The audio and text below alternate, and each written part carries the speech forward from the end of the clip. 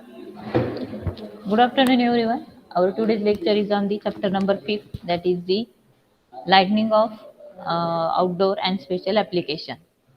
तर त्यामध्ये आपला पॉईंट आहे लाइटनिंग फॉर ॲडव्हर्टाइजमेंट. आता ॲडव्हर्टाइजमेंटमध्ये डिफरंट पार्ट्स आहेत, म्हणजे ॲडव्हर्टाइजमेंट पर्पजसाठी ज्या लाइटनिंगचं युटिलायझेशन होतं तर ते आपल्याला वन बाय वन बघायचं. तर first one is the sport lightning, hoardings, then agriculture and horticulture lightning, healthcare center or hospitals, then decorating purpose, stage lightning, aquarium, and the ship spray.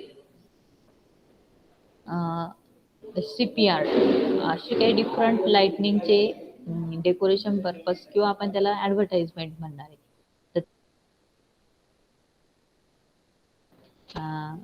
Sport lightning. Sport lighting is one of the part of your flood lightning. आपण already flood lightning बघितली तर त्याच्यामध्ये आपल्याला जे स्टेडियममध्ये जी lightning utilise केली जाते ती फ्लड लाइटनिंग मध्ये कन्सिडर होते.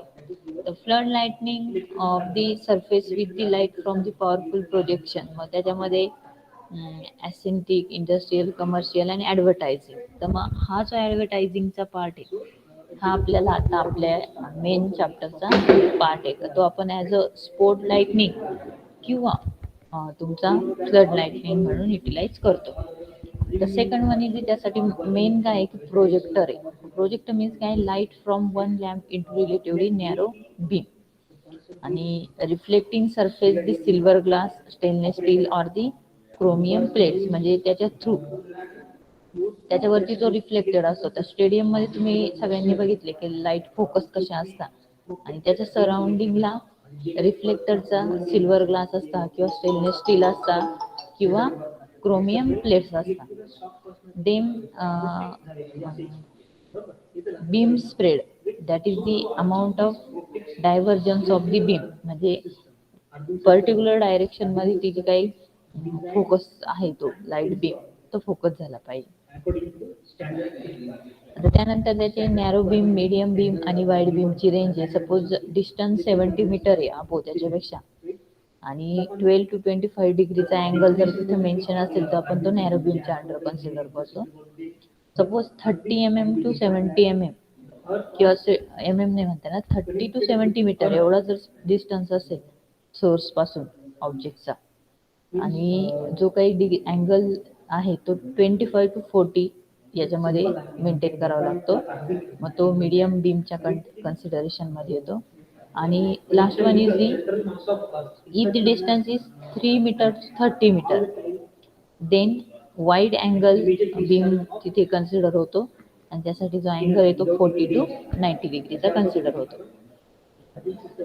आता जिथे लार्ज स्केल इन्स्टॉलेशन असेल म्हणजे लॉंग जो काही सपोज एखादा ग्राउंड असेल तर the projector are mounted on the adjacent building or at the ground level about 15 to 30 meter away from the building illuminated. म्हणजे जो एरिया आपल्याला इल्युमिनेट करायचा आहे आणि लॉंग त्याचं काहीतरी सपोज आपलं हे असेल इन्स्टॉलेशन असेल तर त्या केसमध्ये 50 to 30 मीटर एवढं डिस्टन्स म्हणजे डिस्टन्स लेवल मेंटेन ठेवून मग तिथे आपण प्रोजेक्टर माउंट करतो. म्हणजे इथे दिले बघा, इथे 30 to 50 मीटरचा डिस्टन्स आहे. ही बिल्डिंग आपल्याला इल्युमिनेट करायची आहे, हा बिल्डिंगचा एरिया आहे आणि इकडे कुठेतरी आपल्याला तो प्रोजेक्टर बसवायचा आहे. म्हणजे इन शॉर्ट काय आहे की इथे कुठेतरी तुमचे प्लेग्राऊंड आहे किंवा एखादी बिल्डिंग आहे आणि त्याच्यामध्ये डिस्टन्स 50 to 30 मीटरचं डिस्टन्स मेंटेन ठेवायचं आणि इकडे प्रोजेक्टर प्लेस करायचं आणि मग इथनं ह्या ज्या बीम आहे ही जी बीम ही या अँगल वाईज इथे डिस्ट्रीब्यूट होणार. देन शॉर्ट रेंज इन्स्टॉलेशन जर असेल आता लॉंग रेंजला पॅराबोलिक रिफ्लेक्टर युटिलाइज केले जातात आणि जर तुमची शॉर्ट रेंजचं इन्स्टॉलेशन असेल तर त्यामध्ये जो प्रोजेक्टर आहे तो located near to the building which is to be illuminated. म्हणजे आता इथं दिलंय बघा, ही बिल्डिंग आहे आणि प्रोजेक्टर इथे कुठेतरी प्लेस केलेला आहे. म्हणजे डिस्टन्स काही मेन्शन केलेलं नाहीये की एवढ्या डिस्टन्स वरती आपण तिथे तो प्रोजेक्टर बसवला पाहिजे. का आता ते शॉर्ट रेंज इन्स्टॉलेशन आहे. इथे जर आपण हा प्रोजेक्टर प्लेस केला तर ह्या डॉटेड लाईनचं इंडिकेट केलेलं आहे, ह्या बीम इंडिकेट करतात. It is a short range installation and it is a long range installation. Then sport lightning. So the flood lightning जो part आहे, it is a one of section of the sport lightning. आता sports lighting हा advertisement मध्ये कसा येतो, the lightning for the sports facility, जिथे स्पोर्ट्सची facility असेल आणि त्याच्यासाठी जो लाइटनिंग आपण युटिलाइज करतो तर it is under your sport lightning. म्हणजे मेन स्पोर्ट लाइटिंगचा एम काय आहे, comfort for the four user group, namely players, official, spectator and the media. म्हणजे जे काही तुमचे लाइटनिंग आहे, तर sport lightning facility looks for the comfort for the four user group. मग प्लेयरसाठी पण तिथे आपण ॲज अ स्पोर्ट लाइटनिंग घेऊ शकतो, किंवा ऑफिशियलसाठी किंवा स्पेक्टॅकलसाठी किंवा मीडियासाठी. Then players and officials should be clearly in the play area to produce the best possible result. Object use in the game. म्हणजे याचा अर्थ काय की आपल्याला एखादा गेम आहे स्पोर्ट्स लाईट्स मधला, तर जे काही प्लेयर्स किंवा ऑफिशियल समजा at a night time, most of the matches ज्या असतात त्या नाईट टाइमला असतात. म्हणजे प्लेग्राऊंडचं आपण जर तिथे ओरिएंटेशन घेतलं तर तिथं मेन एम काय आहे, ज्या नाईट पिरियडच्या ज्या मॅचेस वगैरे असतात तर त्यांची जे काही तुमचे प्लेयर्स असतात तर त्यांना ते प्रॉपरली तिथे क्लिअरली विजिबल झालं पाहिजे ते ग्राउंड, अशी तुमची लाइटनिंग किंवा स्पोर्ट लाईट तिथे प्रोव्हाइड केलेली असते. देन आता ही जी स्पोर्ट लाइटनिंग आहे, lightning should be such that it enable the safe entry and the exit. म्हणजे सपोज आता ॲज ऑडियन्सच्या ओरिएंटेशनने हा पॉईंट आहे. सपोज तिथे जे काही ग्राउंड आहे तर तिथे जिथे ऑडियन्स वगैरे बसले असतात तर त्यांना पण तिथे बघायचं असतं की सेफ एंट्री अँड एक्झिट तेवढं इल्युमिनेशन प्रॉपरली प्रोव्हाइड केलं पाहिजे. With increasing the crowd level. Suppose आता एखादी मॅच आहे, तिथं खूप गर्दी झाली एखाद्या प्लेग्राऊंडवरती, तर तिथं पण आपल्याला सेफ्टी मेजर पार्ट आहे, that becomes more and more important. म्हणजे lightning should be such that it enables this safe entry and the exit. With increasing the crowd level safety become more and more important. म्हणजे क्राऊडचा पण तिथे point mention केला गेला पाहिजे की जेवढी आपण इल्युमिनेशन त्या पर्टिक्युलर प्लेग्राऊंडसाठी देतोय तर तिथे क्राऊड इन्क्रीज झाल्यानंतर पण तेवढ्या इल्युमिनेशन लेवलवरती ती सगळी क्राऊड पण विजिबल असली पाहिजे. तर हा पॉईंट तिथे मेन्शन केलेला आहे. देन आता मीडिया जो पार्ट येतो त्याच्यामध्ये टी व्ही, देन फिल्म्स. म्हणजे आता आपण क्रिकेटचंच एक्झाम्पल घेऊया. क्रिकेटच्या ज्या मॅचेस होतात तिथे पण काही एलईडीचं हे लावलेलं असतं, स्क्रीन लावलेलं असतं किंवा काही टी व्ही फिल्म्स लावलेल्या असतात. तर तो पण पार्ट कशामध्ये येतो, ॲज लाइटनिंगमध्येच येतो. म्हणजे आपल्याला जे काही ग्राउंडवरती प्लेयर्स खेळत आहेत ते ॲट अ टाइम त्या बोर्डवरती किंवा त्या टी व्हीच्या जी स्क्रीन आहे त्यावरती पण दिसतात. मग त्याच्यासाठी पण काहीतरी लाइटनिंगची प्रोव्हिजन करायची असते. That media includes the T V and film for whom lightning should provide the lightning such that conditions are suitable for the color picture quality. म्हणजे जी पण आपण टी व्ही किंवा फिल्म एखादी तिथे प्लेस करणार आहे तर त्याच्यावरती जे पिक्चर्स बघणार आहे तर त्याची जी क्लिअरिटी किंवा क्वालिटी ती ॲज पर CIE 83 मध्ये हा स्टँडर्ड आहे त्याच्याप्रमाणे ते तिथे आपल्याला दिसले पाहिजे. Then this should be suitable for the both general pictures and as well as close up of the player and spectator. म्हणजे जे काही प्लेयर्स तिथे प्लेग्राऊंडवर खेळत आहेत त्यांचा क्लोजअप मध्ये जरी आपण तिथे व्ह्यू बघायचा असेल तर तो व्ह्यू पण त्या टी व्ही फिल्मवरती आपल्याला क्लिअरली दिसला पाहिजे. देन ॲडिशनली म्हणजे आता सपोज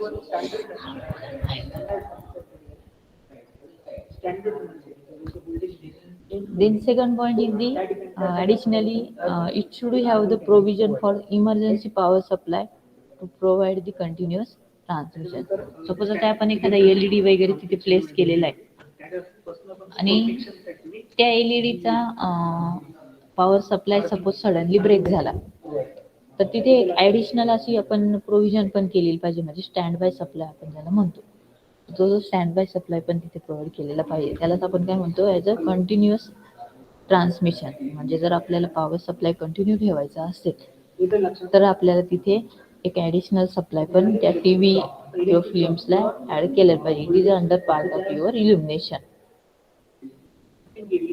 देन आता sport lightning it is a म्हणजे स्पोर्ट लाइटनिंगच्या under horizontal, vertical, uniformality, glare, हे शॅडो, कलर अपीअरन्स हे पण पॉईंट कन्सिडर करायला लागतं. म्हणजे प्लेग्राऊंड आहे तर होरिझॉन्टल इल्युमिनेशन तिथे रिक्वायर्ड आहे का, व्हर्टिकल इल्युमिनेशन रिक्वायर्ड आहे किंवा पूर्ण ग्राउंडवर युनिफॉर्म इल्युमिनेशन रिक्वायर्ड आहे, हे चेक करायचं असतं.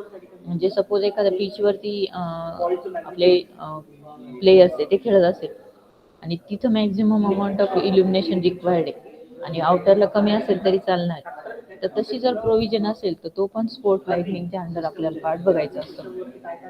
नंतर ग्राउंडवरती एखादा प्लेअर खेळतोय आणि समोर असं फोकस बसवलाय की येणारा बॉलच त्या समोरच्या प्लेयरला दिसत नाही, म्हणजे तो काय झाला, ग्लेअर प्रोड्यूस होईल तिथे. तर तसा फोकस एखादा त्या म्हणजे जे काही प्लेयर्स असतील त्यांच्या समोर नसला पाहिजे. तर जी पण आपण इल्युमिनेशन लेवल स्कीम तिथे इम्प्लिमेंट करणार आहे, तर त्यामध्ये vertical illumination, horizontal illumination, uniformity illumination आणि ग्लेअर ॲब्सेन्शन म्हणजे ग्लेअर रेस्ट्रिक्शन हे असलं पाहिजे. Then colour appearance and rendering म्हणजे एखाद्या ऑब्जेक्टचा शॅडो क्रिएट होतोय किंवा तिथं कलर अपीअरन्स आहे का, जो काही एखाद्या ऑब्जेक्टवरती रे जात आहे आणि ते रेज नंतर आपल्या आईजमध्ये बंबाड होत आहे, तर तो जो ऑब्जेक्ट आहे आपल्याला त्याच कलरिंगमध्ये दिसणार आहे, तर तो पण तिथे पॉईंट हा चेक करायचा असतो. आता होरिझॉन्टल ल्युमिनन्समध्ये कुठला पॉईंट येतो, तर horizontal lumens is a important as a major part of view illuminated playing area. म्हणजे horizontal illumination is the most important part in the uh, illuminated playing area. Then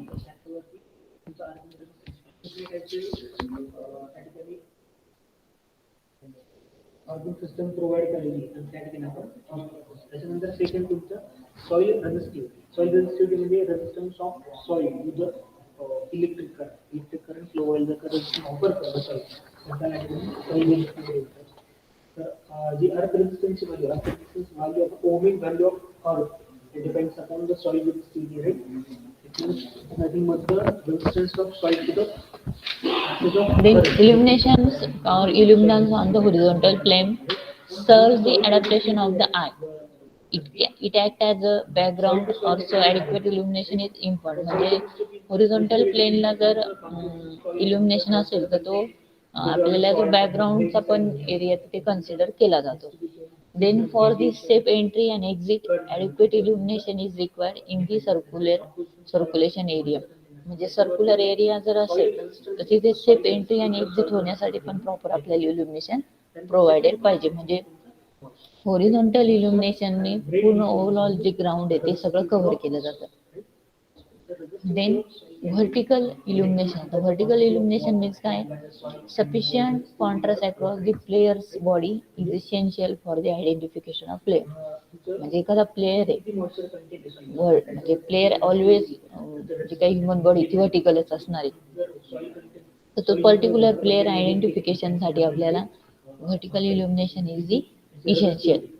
आणि ते player आयडेंटिफिकेशन कधी possible आहे, if this is possible only if sufficient vertical illumination is there.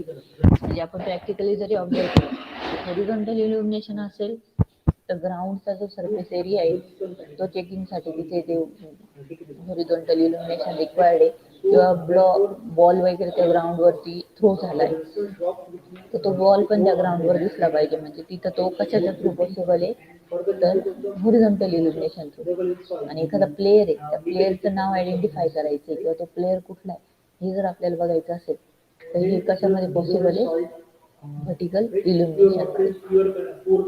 Then this is characterized by both the magnitude and direction. That player needs the adequate vertical illumination from all directions.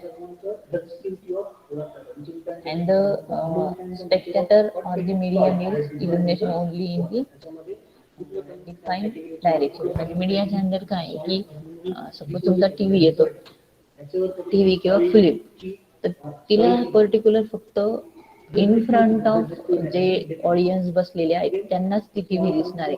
म्हणजे बॅकग्राऊंडला किंवा साईडला इल्युमिनेशनची requirement नसते. तर त्या LED through किंवा त्या film through समोरच्या ऑडियन्सलाच फक्त विजिबल राहील असं इल्युमिनेशन असलं तरी चालणार. बट जर तुम्हाला व्हर्टिकल इल्युमिनेशन असेल तर प्लेयरला ॲडिक्वेट व्हर्टिक्युलर इल्युमिनेशन असेल तरच तो तिथे आयडेंटिफाय होणार आहे. Then in general, if the horizontal illumination is taken into care, then vertical illumination level become adequate. Usually, vertical illumination is specified or measured at the vertical length 1.5 above the play area. म्हणजे जो playground आहे त्या playground पासून 1.5 मीटरचा area consider केला जातो आणि त्यापासून वरती जे इल्युमिनेशन होतं त्याला आपण व्हर्टिकल इल्युमिनेशन म्हणतो. म्हणजे एकदम ग्राउंड लेवल पासून व्हर्टिकल इल्युमिनेशन मेजर नाही होत. तर ग्राउंड पासून 1.5 मीटरचा एरिया सोडून द्यायचा आणि तिथपासून वरती जो काही सरफेस असतो, म्हणजे एखादा प्लेयर आहे तो ग्राउंड वरती उभा आहे, मग 1.5 मीटरचा एरिया सोडून द्यायचा, तिथपर्यंत तो दिसलाच पाहिजे असं काही नाही. पण 1.5 पासून वरचा जो एरिया आहे तिथे तो प्लेयर म्हणजे इनशॉट त्या प्लेयरच्या बॅक साईडला त्याचा नंबर लिहिलेला असतो, नाव लिहिलेलं असतं, तर ते ऑब्झर्व होण्यासाठी किंवा ते आयडेंटिफाय करण्यासाठी तिथं आपल्याला तो व्हर्टिकल इल्युमिनेशन रिक्वायर्ड आहे. क्लिअर पार्टिसिपंट समजतंय? स्टुडंट पार्टिसिपंट रिप्लाय करा, समजतंय का?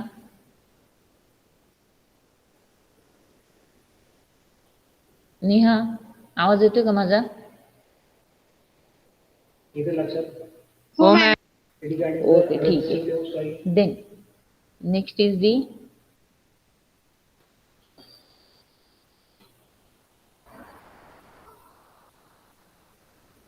okay then under the again vertical illumination apart from the player recognition. आता मेन काय फंक्शन आहे व्हर्टिकल इल्युमिनेशनचं? प्लेयरला रेकग्नाइज करायचं, म्हणजे प्लेयरला आयडेंटिफाय करायचं.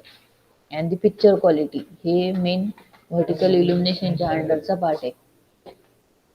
देन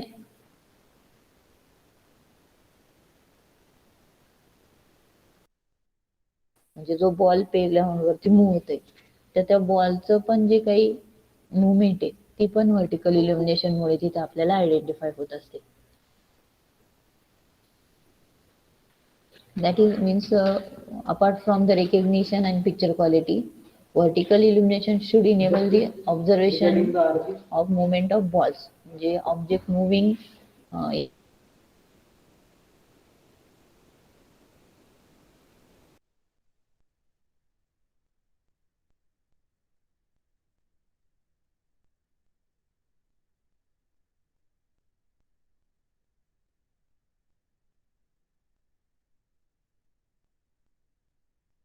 ते कन्सिडर होतो. Then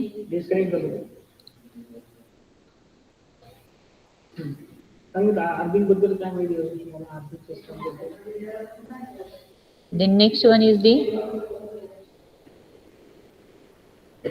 then spectator stands are also part of the environment and must also have the adequate vertical illumination more from the safety point of view. म्हणजे काय spectator असतात त्यांचा main function safety point of view ते तिथे consider केलेले असतात. Then illumination uniformity. आता vertical बघितलं आपण की कशासाठी रिक्वायर्ड आहे?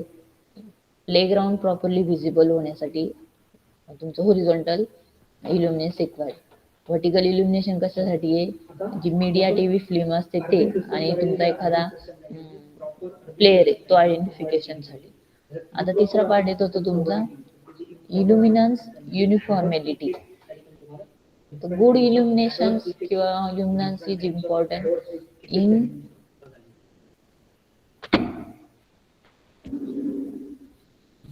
In both the horizontal and vertical planes.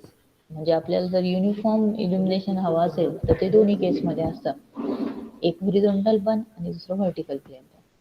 If it is to be good it does way need for continuous adjustment of camera. improper म्हणजे जर तुमचं ते इल्युमिनेशन गुड असेल तर तिथे जो कॅमेराज वगैरे असतात त्यांची कंटिन्युअस ॲडजस्टमेंट वगैरे करता येते. improper audio system this is achieve by having the illumination uniformality. म्हणजे जर तुम्ही तिथे कॅमेराज वगैरे बसवलेले असतात म्हणजे आपल्याला टीव्ही स्क्रीनवरती ते ग्राउंडची जी कॅमेराची आहे ती प्रॉपरली दिसते. मग ती कधी दिसणार आहे तर कॅमेरामध्ये जी पिक्चर क्वालिटी कॅप्चर होते तर सगळीकडे सेम इल्युमिनेशन असेल तरच तो पिक्चर क्लिअरली कॅमेरामध्ये कॅप्चर होणार आहे. नाही तर कुठे डार्क, कुठे जास्त ब्राईटनेस, कुठे डायरेक्टली सडन पूर्ण डार्क म्हणजे कुठेतरी कमी लाईट फोकस होतो, कुठे जास्त लाईट फोकस होतो किंवा कुठे लाईटच नसेल. तर असा जर प्लेग्राऊंडचा पार्ट असेल तर जी आपल्याला मॅच दिसते टीव्ही वरती ती प्रॉपरली कधीच दिसणार नाही. तर त्यासाठी जे काही इल्युमिनेशन द्यायचं असतं तर ते युनिफॉर्मॅलिटी इल्युमिनन्स याच्यामध्ये कन्सिडर होतो. म्हणजे जे काही ओव्हरऑल प्लेग्राऊंड आहे ना त्यावरती युनिफॉर्म इल्युमिनेशन फोकस होणार का जेणेकरून जे कॅमेराज बसवलेले असतात फॉर कॅप्चरिंग दॅट मॅच तर ते आपल्याला क्लिअरली सगळं पिक्चर त्या कॅमेरामध्ये दिसणार आहे. देन आता याचे पण दोन method means uniformality of the illuminance is expressed by two ways. First, for the base condition of illumination ratio of average illumination in the horizontal plane to the vertical plane should be 0.5 to 2. म्हणजे suppose आपण दोन त्याच्या range घेतो. First range lowest illumination upon highest illumination आणि second one lowest illuminance upon average illuminance. तर याची जी range आहे हॉरिझॉन्टल टू व्हर्टिकल प्लेन किती इल्युमिनेशन आलं पाहिजे तर इट इज फ्रॉम 0.5 to 2 एवढी त्याची रेंज असली पाहिजे. देन आता glare is the again main important part in the consideration of spotlight.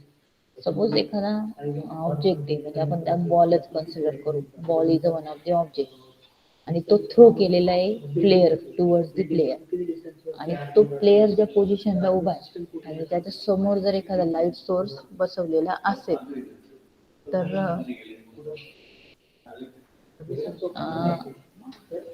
जर जर तिथे एखादा प्लेयर स्टँड आहे आणि समोरून जर एखादा लाईट सोर्स आहे आणि तो सडनली खूप ब्राईट मुवमेंटला आहे आणि त्या प्लेयरच्या डोळ्यामध्ये जर डायरेक्ट तो सडनली बॉम्बार्ड झाला तर त्या प्लेयरला समोरचा बॉलच दिसणार नाही. म्हणजे तिथे काय प्रोड्यूस झाला ग्लेअर प्रोड्यूस झाला. मग तो ग्लेअर अवॉइड होण्यासाठी जे काय आपण इल्युमिनेशनचा सोर्स हा बसवलेला असतो तो इन फ्रंट ऑफ प्लेयर नसतो बसवायचा, तो साईडला कुठेतरी असतो. मग तो पॉइंट येतो आपला glare. When the disturbing brightness near or the entry field of view the glare is to be there.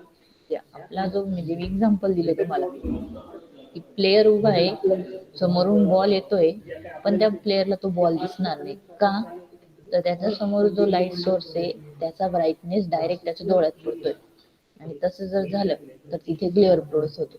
मग तो मेन पॉइंट आपल्याला जेव्हा स्पॉट लाईटिंग डिझाईन करायची असते त्यावेळेस कन्सिडर करायचा असतो. दॅट मीन्स ग्लेअर ऑलरेडी म्हणजे मी आधी पण तुम्हाला सांगितले का ग्लेअर प्रोड्यूस झाल्यामुळे डोळ्यांना थकवा येतो म्हणजे it causes the discomfort or annoyance and that means it can be disabling the your human eye. मग हे it is minimized by the proper choice of floodlight or luminance. मग हे आपण मिनिमाइज कसं करू शकतो ग्लेअर आपल्याला तिथे तो जो काही फ्लड लाईट जो आपण स्पॉट लाईट जे घेणार आहे किंवा जी लुमिनरीज युटिलाइज करणार आहे ती प्रॉपर चॉईसची करायची किंवा त्याचं जे लोकेशन आहे it located suitably and aim in the appropriate direction. म्हणजे आपण डायरेक्शन पण त्याची प्रॉपर चॉईस केली पाहिजे का जिथे तुमचा जो प्लेयर आहे तो जिथनं त्याचे जे काही बॉल्स वगैरे प्लेअर करणार त्याच्या कुठल्या तरी साईडला किंवा ऑपोजिट साईडला तो लाईटचा सोर्स आपण तिथे प्लेस केलेला पाहिजे. Clear student? समजते का student? Yes, ma'am. Okay. Then next म्हणजे मॉडेलिंग अँड दी शॅडो. आता शाडो हा पार्ट कधी कन्सिडर होतो? बिल्डिंग मध्ये 1 minute, participant.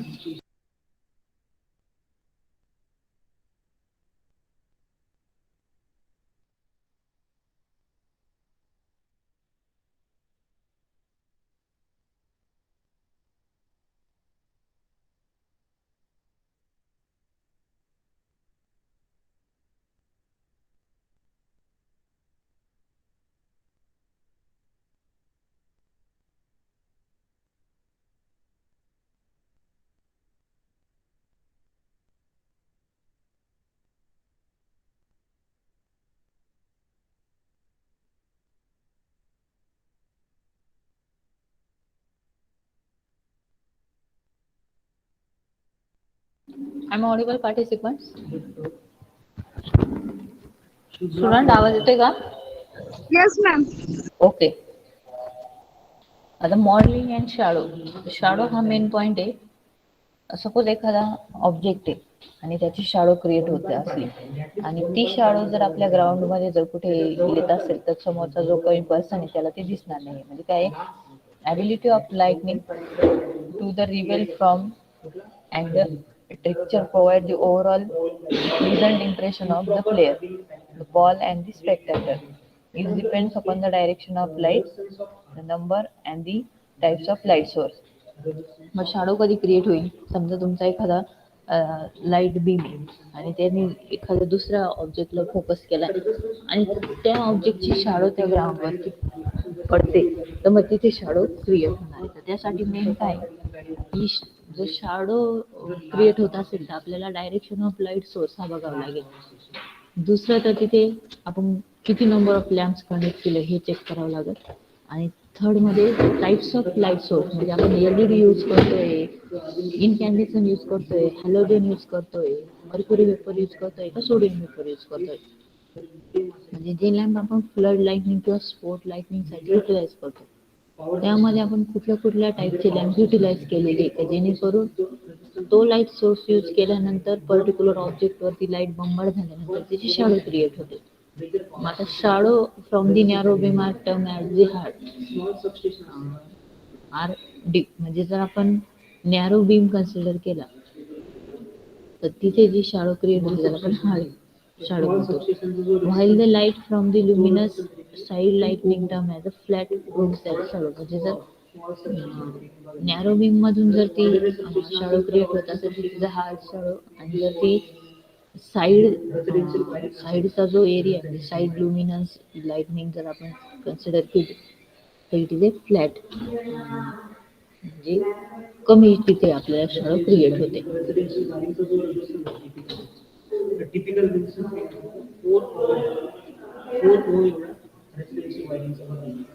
Then colour appearance and the colour rendering. आता जे काही आपण ऑब्जेक्ट तिथे बसवलेले असतात तर त्याचा कलर अपीयरन्स हा पण मेन पॉईंट असतो. Good colour perception is very important for the complete recognition.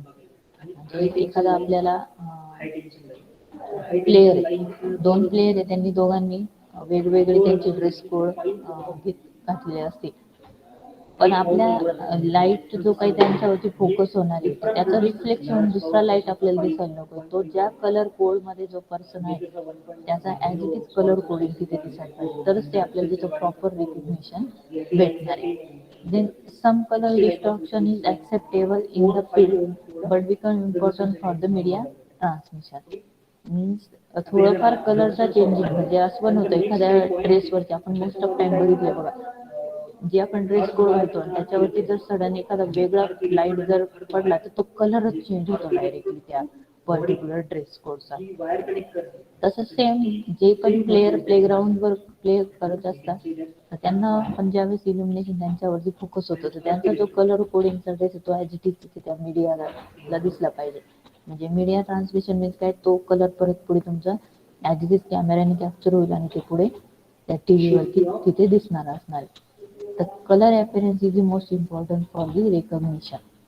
Then,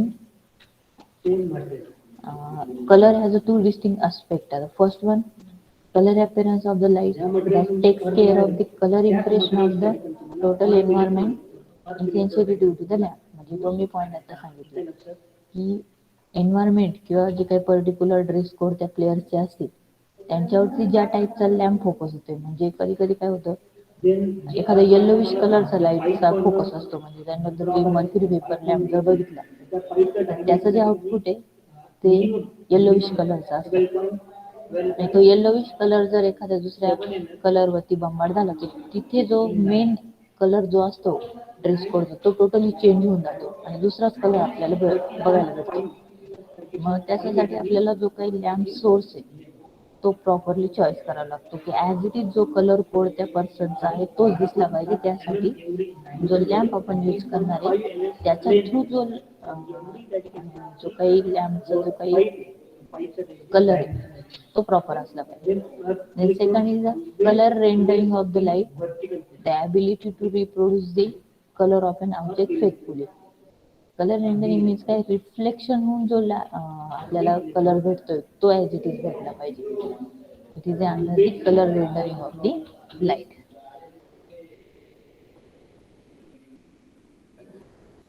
then आता कलर रेंडरिंगचे पण आपण मागे बघितले होते की काही एक रेंज असते का, त्यात टेम्परेचर जेवढं असेल त्याच्या अकॉर्डिंगली आपल्याला जो कलर भेटत असतो. that depends on the spectral energy distribution of light emitted. The color appearance obtained from the color temperature varying between 2000 to 6000 K, म्हणजे 2000 ते 6000 या बिटवीन जर रेंज असेल कलर रेंडरिंगची तर आपल्याला आपल्या चॉईसच्या अकॉर्डिंगली तिथे कलर चॉईस करतात. मागे तुम्हाला मी लॅम्पचं एक्झाम्पल दाखवलं होतं की व्हाईटिश पासून ब्लूइश कलर पर्यंत जसे हे टेम्परेचर चेंज होणार तसा तो आपल्याला कलर तिकडे चेंज भेटतो. The resistance of power with a large power station at 0.5 ohm है, either the 1 ohm है. Small substation at 2 ohm चा resistance है, residential wiring at 4 ohm है. 80 लाईन्स नंतर 10 आणि 5 रिस्पेक्टिव्हली एवढा अर्थिंग रेजिस्टन्स एवढं मेंटेन झालाच पाहिजे. एवढं इक्वेट आता प्रॉपर आहे. नाही, color rendering is specified by CRI. CRI means color rendering index. Maximum possible color rendering index is 100 and which is comparable to the daylight situation. म्हणजे जर तुमचा कलर रेंडरिंग इंडेक्स जर 100 असेल तर आपला जो सनलाईटचा जो काही लाईट असतो, म्हणजे आता आपल्याला सडनली आता आपण जिथे बसलोय आणि बाहेर बघितलं तर ज्या टाईपचा कलर आपल्याला लाईटचा दिसतोय तो कलरचा लाईट आपण कन्सिडर करतो ॲज अ स्टँडर्ड लाईट त्याचा कलरिंग. आणि त्याची जी रेंज असते टेम्परेचर ती जे 100. आणि जास्त जर कलर रेंडरिंग इंडेक्स असेल तर जी काही एन्व्हायरमेंट जसं असेल त्याच्या अकॉर्डिंगली ती सेट होते.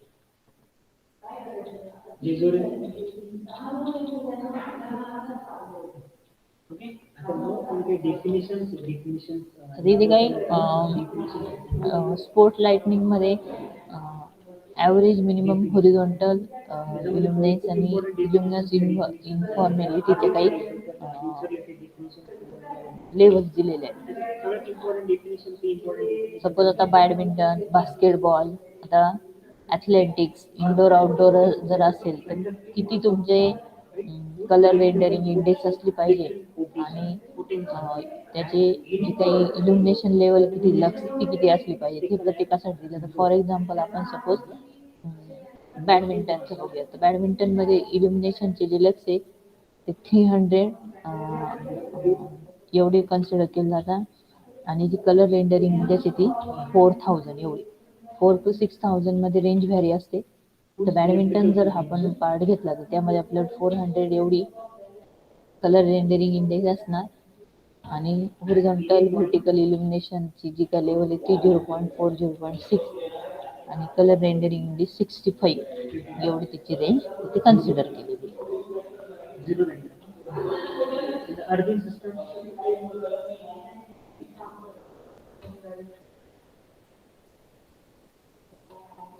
Arduino system means the system with the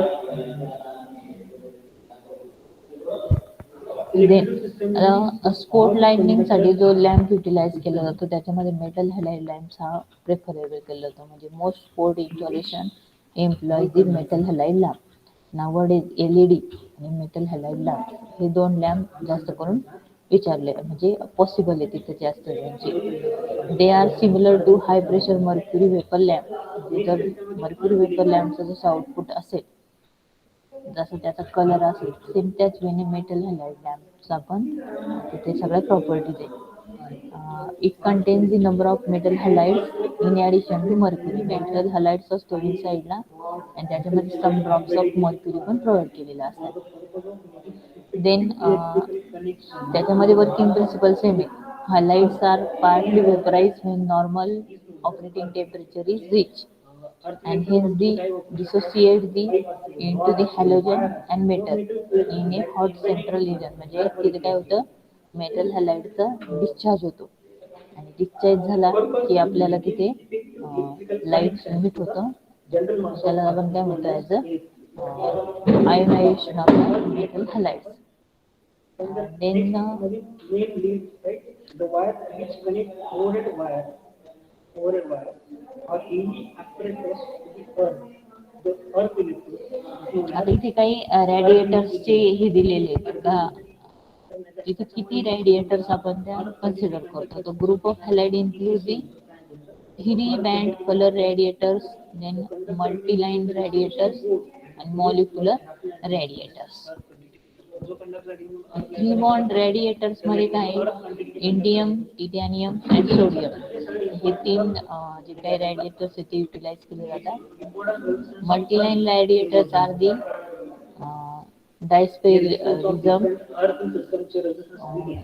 हॅनम, titanium, sodium, titanium and sodium असे डिफरंट मल्टी, म्हणजे जास्त एकापेक्षा जास्त तिथं हॅलाइड्स त्याच्यामध्ये इन्क्लुडेड असतात. Molecular radiator are the stantinic chloride and the stantinic iodide. त्याचा मेन पर्पज काय, it improve the colour rendering ability of the mercury vapour radiation. म्हणजे त्याच्या थ्रू जो कलर रेडिएट होणार आहे त्याची जी काही इफिशियन्सी ती इम्प्रूव्ह होते या हॅलाइड्स थ्रू. क्लिअर आहे का सर्वांना पार्टिसिपंट्स?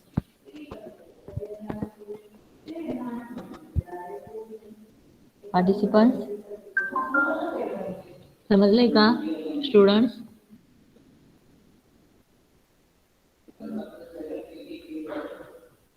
स्टुडंट्स रिप्लाय करा, समजलंय का?